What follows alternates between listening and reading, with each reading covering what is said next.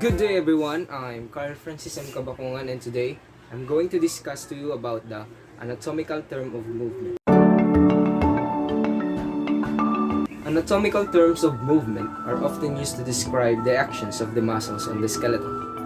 Muscles contract to generate joint motion, and this terminology can be used to specifically define the subsequent movements. But these terms used imply that the body will start in an anatomical position. We have multiple joints that work in a pellicular ways, which makes the terms like up, down, side or down won't be used. This is where the anatomical terms of movements are applied. Anatomical terms of motions are often used to identify the movements or actions of the muscles on the skeleton.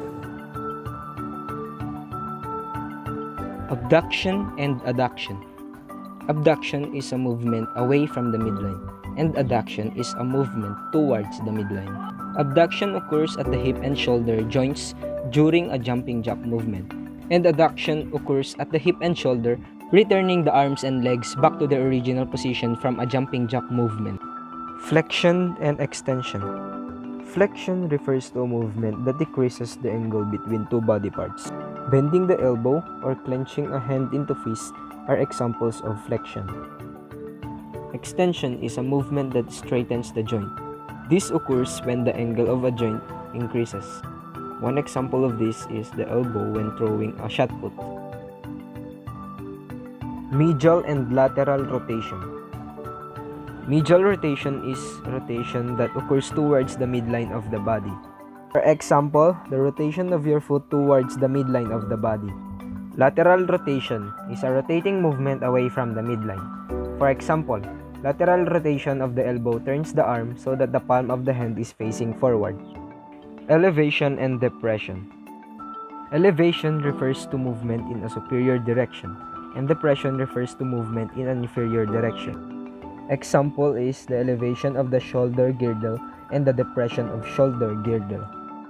Pronation and supination. Pronation means that when you walk, your weight tends to be more on the inside of your foot. One example of pronation is when your palm is facing downwards. Supination, in which a person turns their hand, wrist, and forearm upward. One example of supination is when a ballet dancer points their toes. Dorsiflexion is the backward bending and contracting of your hand or foot. This is the extension of your foot at the ankle and your hand at the wrist. Plantar flexion is a movement in which the top of your foot points away from your leg. Standing on tiptoes is an example of plantar flexion. Inversion and eversion. Inversion involves the movement of the sole towards the median plane, and eversion involves the movement of the sole away from the median plane. Example of these two movements is doing the soccer kick style.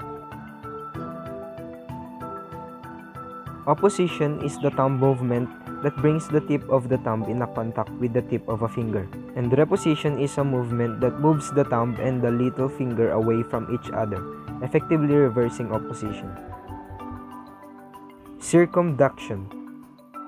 Circumduction is the orderly combination of shoulder movements so that the hand traces a circle and the arm traces a cone. This movement occurs at the shoulder joint during an overarm tennis serve or cricket. Protraction and retraction. Protraction describes the anterolateral movement of the scapula on the thoracic wall that allows the shoulder to move anteriorly. Example of protraction is when you are pushing against something or throwing a ball.